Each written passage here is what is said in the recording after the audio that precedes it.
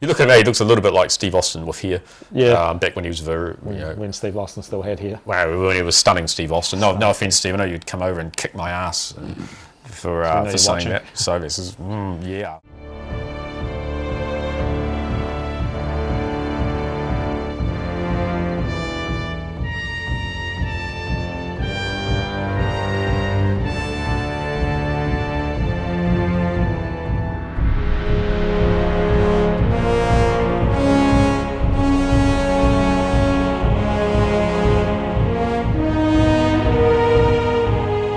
Hey everyone, and welcome back to the latest episode of the Two Barbarians YouTube channel. I'm Wade. I'm Lee. And today, following the little success of our WWF Hasbro Series 1 video, we thought we'd actually kick straight in to going through our favourite 5 figures from the line of the Hasbros. And there's a lot to choose from, right? Yeah, there's a lot. There's a lot to choose from. So just because we like a character doesn't mean we like the figure. And sometimes the most fun figures, the best figures, are the ones that are the most outlandish that you'd actually never think of. So when I get to mine, there are going to be some really fun ones in there. Ones which you may not even recognise as WWF characters, but they're really toyetic. Yeah. And they're a lot of fun. Yeah, and we've picked 5 each, pretty much 5 that we own, so there's probably some really cool figures neither of us have got yet. But yeah. And even saying that, there's some cool ones we've got in the foreground here too. Papa Shango. Nice. He looks awesome. Doink with his soft goods here. Yeah. A little bit of curls. You want to get your comb out to have a bit of curly on there. One of my combs out. We've got Sid Vicious and Ric Flair, Nasty Boys, Warlord. We've got some pretty cool ones just lying around here on display. But yeah, so let's kick off with number 1. So my first favourite figure is the Berserker, which not many people will really know about him, right? He's the who? The Berserker. Tell us about him. Now, the funny part about him is when he used to come out to the ring, basically his finishing line was sort of chucking people over the top rope and sort of catching them and throwing them over. So they got counted out. Yeah, so they got counted out. Yeah, so it was a little bit of a lame gimmick, but yeah, he's never going to win a title that way. No, big guy, really toyetic. Vikings are always cool as toys. He's got an awesome little soft goods.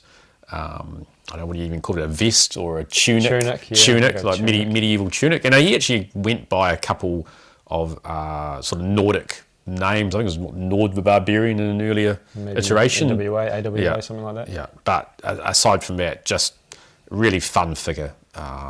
So that's my number 1 figure to start with. We'll move on to Lee's next one. Was he your number 1 or he's just your first figure? Well, I would say that he's my first figure. I was sort of doing reverse order of who my favourites are. Okay, well, I'll start with nice tried and true one here, and this is Bret the Hitman Hart. I mean, he needs no introduction. He's, been immortalised as a Simpsons episode character, and this is kind of from when he was going more on a solo singles run, but just a great figure. I mean, the little details of all the little extra embellishments that his costume ended up getting. He's got all that, the Hitman stars, the boots, the shades. Yeah. Bit of an unusual face sculpt because his head's kind of cocked to the side, but just, love it. And I actually met Bret Hart in 2008 in London. He was doing his book signing, so I've got a nice little signed copy of his book. Got a photo with him too, where I'm sort of shaking his hand and looking at the camera, and he's looking at me. It's one of those awkward photos, but yeah. Shame you didn't have a carded Bret Hart Hasbro. No, I wasn't collecting the old vintage Hasbros back then. But anyway, my number 2 character is another tried and proven character, Hot Rod, Rowdy Roddy Piper. And I'm a sucker for anything with a kilt. Right? I wore a kilt at my wedding. You did. I did wear a kilt at my wedding, so that's just a classic figure. I love the Hot Rod t-shirt on there. I love the facial sculpt too. He's smiling. He's sort of got that little bit of craziness edge to him. Just a great looking figure, kind of his ring entrance gear, but I think that just looks perfect. That doesn't matter. I mean, it's far more interesting having him back than just in blue trunks, right? And that's what how toyetic these are. I guess that's the same with $1 Million Man. They put him in his $1 Million suit because it looks better than just the ring trunks. Yeah. But I love that Hot Rod figure. Yeah. He's absolutely cool. Same. He only sort of narrowly just missed my top 5. So anyway, I'll move on to this guy here. Sort of doesn't really need much introduction, but this is Davey Boy Smith, the British Bulldog. What do we say about it? Well, that's his iteration of when he won, was it Intercontinental title in Wembley? From Bret Hart, yeah. So, I mean, he's had a few different looks over the years, and I mean, that's a cool look. I've hated if they'd made a WCW version of him where he's just in his, or was it a WWF version with him in his jeans? Yeah, he's had a lot of looks over the years, even just when he was in the tag team. Very similar to the tag team tights, but he kept changing them over years, and this is when he came back with, so he'd been gone for a while, and he came back with like braided hair, long braided hair, but the figure's got that. Brilliant detailing. Again, this is one of the ones with the fingers, so quite often they get broken off. But shame there's no Dynamite Kid as well. No, but and look how jacked he is. You know, but he admitted to being jacked, right? Well, so he was jacking something, but he was definitely jacking stuff altogether. Yeah. Right now, number 3. Now it's not Stone Cold Steve Austin in a prison jumper suit. This is actually Nails. So Nails, he was around in the 90s. Had a bit of a fight with the Big Boss Man, and then he literally got into a fight with Mr. McMahon, or he did something to piss Mr. McMahon off, and he got kicked out. But over unpaid wages or something, but you can't do that to the boss. So no, that's right. What does it say on the back of his shirt? It's actually got Department of Corrections, DOC 902714. So could have been Beverly Hills 90210, but 902714. So that's his inmate number, and it's actually got a tiny little part there written on there as well. So same number. Mine's just missing it looks like the 9 is sort of just missing a little bit, but So gimmick-wise, he's an escaped convict. Yeah, he is an escaped convict. He's just turning up every week. He's just turning up every week to fight the Big Boss Man. I know that's funny because Big Boss Man, would he have been? He must have been a face then, because you wouldn't have a convict being a face. So Big Boss Man did turn face at one point. Yeah. So I think pretty much everyone had a heel face. So the backstory was. Maybe the boss man locked him up, or and he came out to get some revenge on him, and he was actually a hardened criminal type thing. But he does. You look at him, he looks a little bit like Steve Austin with hair. Back when he was when Steve Austin still had hair. Wow, when he was stunning Steve Austin. No offense, Steve. I know you'd come over and kick my ass for saying that. So this is Right. So who have you got next up? Well, I'm going to leave that one. So I'm going to go with probably I've got 2 favourite wrestlers. Like, favourite 1A, 1B, Mr. Perfect's 1B, Kurt Hennig, just brilliant athlete. Oh, outstanding. Great heel, just arrogant. Loved his little promos that he cut when he first came into the WWF. He was like shooting half court. 10 pin balls. Yeah, and he was outrunning a speeding American football, the gridiron ball. The guy was tracking, and he was racing, and then he just caught it. I thought he threw it and then ran and caught his own ball. But anyway, so Mr. Perfect with the perfect plex. My memory's clearly not perfect for talking about Mr. Perfect. But he's pretty cool and pretty toyetic looking figure. Yeah, and he came back and he kept the same ring attire, right? So even when he went to WCW, except for when he was part of the West Texas Rednecks, where they started out as heels, but then actually became more popular because people in Texas didn't like rap. So the infamous song "Rap is Crap." But that's Mr. Perfect to a T, as opposed to just being the Kurt Hennig gimmick, right? So, but he even did turn a face at one point. But and he deserved to be, because he was so good in the ring. I mean, he was fighting through some of those matches. He was on something because he was, back issues and things, and just terrible. His career was cut a bit short, and of course he did die young, which is such a shame. And there's that great. I've got the DVD of it for those people who know what DVDs are. But the Life and Times of Mr. Perfect.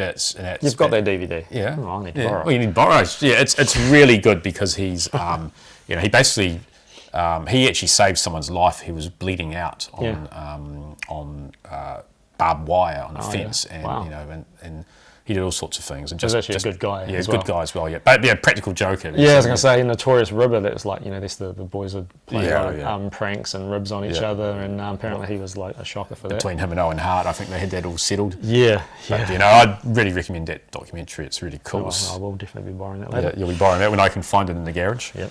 But right, next one we've got the Repo Man. The Repo Man, because I'm going to get really suspicious and come out to the ring and try to repossess a car I thought or bills it or was something. Swiper from Dora the Explorer. But no, it's such a ridiculous gimmick, but a really cool toy, because he's got that awesome paint coming around here. Tire tracks. Yeah, he's got the tire tracks, and he's got his little tattoo on the show as well. Yeah. But he used to come out to the ring, and he used to hide behind it and look around really suspiciously.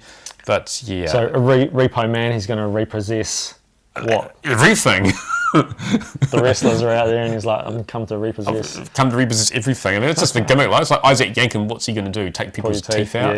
Yeah. So it's Repo Man. And, you know, I guess, you know, when you get this gimmick, what do you end up going? You go to WCW and you get the gimmick of Mr. Hole-in-One. Yeah. So I don't know who he did to piss someone off after he was actually, you know, really amazing. Yeah, I think he was running out of things. So I'll just quickly pull up my number 2 while you've got him up there, because it was actually the same guy, believe it or not. Started out as a Russian, Khrushchev. Yeah, and then came into WWF as part of Demolition. And he had that tattoo as when he was the Russian, and so they made him wear this pad on his arm to cover his tattoo the entire time. So I guess when he got to be the Repo Man, he got to not have to wear that. But, you know, to go from being Demolition, you know, one of the most famous tags of all time, to being the Repo Man. Multiple champion. Seriously, who did you piss off, right? Yeah, but I guess, hey, like, you're still in the top wrestling company, so, hey, he's making money. Oh, he's a jumper. He's a jumper, but we've already seen my attempts at trying to get that gimmick to work, so but I really just did pick this figure because it's just such a great figure, and we didn't get him in the LJNs, and I just love the face paint. Even he's got his so he's got a little moustache and a little goatee there. He does, yeah. But even back when he was painting his face as Smash, he had a little moustache, and that's painted in there too. Painted in there is dark. So, it's just a great figure. Yeah. So number 2. My top figure, to probably no one's surprise, is Scott Steiner. Big Papa Pump. Big Papa Pump. Before he was Big Papa Pump, but still jacked. But I didn't really know anything about the Steiner brothers until later on when I was watching WCW, and we had some amazing tag team battles with Harlem Heat, and it was just amazing. And basically the Outsiders walked over everyone and whatnot. But prior to that, they were in WCW for a bit.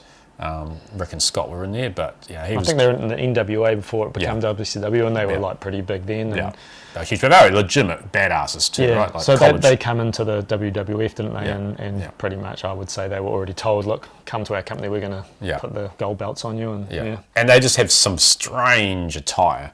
Rick Steiner wears bright things with question marks and other things. Very 90s to the max, and also the long mullet, right? Yeah. That long mullet is just a lot of fun. But just Scott was incredible to watch, like the amount of suplexes, just the strength, and then the Frankenstein. Who does the Frankensteins? And then later on he did the old Steiner recliner, which was basically like a modified Kimmel clutch, but his back was probably shot by then. But those suplexes, and there's some amazing videos that you go back and watch on YouTube where they're in Japan and they're just taking on all comers, and it just looks brutal. Just legitimate. And apparently they were stiff too, and you didn't want to be in the. If you did something to piss them off, they were pretty stiff. So. Serious athlete. And I can't go past that without saying a bit of Steiner math. So 66 2/3% of my favourite figure. 123.24 thirds and 65% of that. And what just an amazing promo. And after all that, he's only got half the brain of. That's right. Best wrestler. All right, that's my number one, Scotty. Scotty's going in the ring. Yeah. And, probably not the greatest figure, this one. There's a little bit of story to this. Bit of a bias too, though, right? Yeah, so my favourite wrestler growing up was Tito Santana, and he's sort of a bit of a mid-carder, been former Intercontinental Champion, former Tag Team Champion multiple times. But, by this sort of stage, the 90s, he was kind of on the way out a little bit.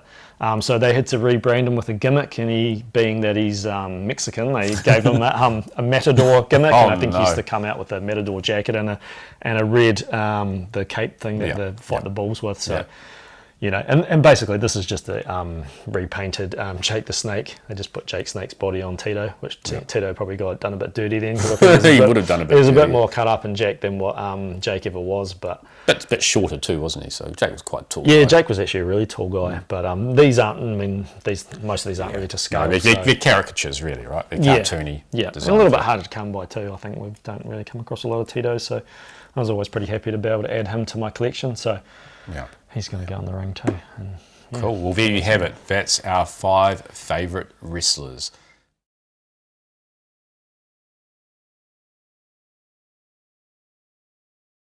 But wait, there's more. We've actually got a few really cool knockoff Hasbro wrestlers here. Because when any toy is really popular, what do smaller companies. Any in Hong company Kong, will China try do. and knock it off, make some type of thing, and sell it for money. Try and fool those aunties and grandmas into That's buying right. them. But sometimes those figures actually become more desirable than the actual real figures, right? So over time, there's like, they're worth more money than. So we've got 2 each here. Yeah. We've got, I don't know, I think this could be a variation of Hacksaw Jim Duggan. Yeah, a little bit, A little bit. Don't know who this guy is, but he's called Mr. No Neck essentially. He's no neck with a mohawk. With a green mohawk. He's also got the belt. Yeah. To me, he sort of looks like something that you would come across on like a Double Dragon. Yeah, like but even like a wrestling game, like Saturday night's main event, but not that. Well, actually, having said that, we went to the arcade last night and I played WrestleFest. Yeah, WrestleFest, something like that, right? So they're just kind of not named wrestlers, were they? Yeah. No, WrestleFest was legitimate ones, but there were knockoff ones. But that was fun. And you've got a couple there. One of them looks like he's Bam Bam from the Flintstones, doesn't he? This guy, yeah, he does. But the face kind of looks a bit like they're knocking off Dusty Rhodes. But definitely, it does a bit, doesn't it? Interesting brown and yellow colour scheme. No action features with these, and to be honest, I think they might have possibly ripped off a bit of the sculpting and moulds from Hasbro. That looks like a combination of Honky Tonk Man and Rick Martel. Yeah, it looks like Martel. I think maybe like somebody from the Orient Express. Oh yeah, but also looks little bit like Honky Tonk Man, sort of from weirdly, just for face. I love those chunks too, the white and the pink stripes. Yeah. And that's almost as good as the Hacksaw Jim Duggan knockoff guy with the scar on him. Yeah, he's actually featuring real blood. Yeah. So they're just an interesting little novelty. Yeah. And as a collector of these, you see these things come up and it's like, yeah, why not? Yeah. And I mean, a lot of people don't take these seriously. So if you find them, get them because they are a lot of fun. They actually sometimes look better on the shelf than you think they will do. Yeah. So. And as you can see, like, they scale up perfectly. Yeah. You can almost see the fact that they are kind of borrowing some of the, borrowing a little bit of the pieces maybe. Yeah. So it's all a right. fun little thing. So thank you everyone. We hope you enjoyed this little video. We are the Two Barbarians and we're now going to leave you with our special gimmick battle royal. Who's going to win between all of our 10 favourite wrestlers? Best of the best. The best of the best.